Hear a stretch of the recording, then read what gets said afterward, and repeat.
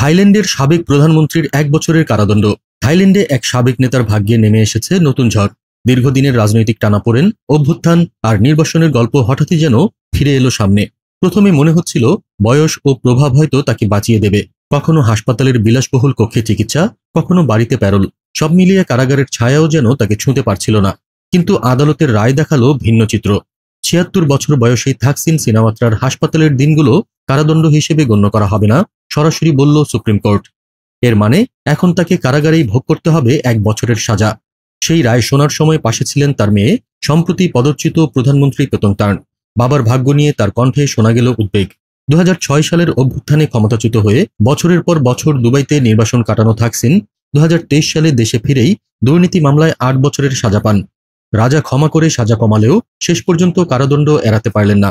এখন প্রশ্ন, থাইল্যান্ডের এই রাজনৈতিক নাটক কি শুধু থাকসিনের সমাপ্তি, নাকি দেশটির ক্ষমতার ভারসাম্যে আরও বড় পরিবর্তনের সূচনা?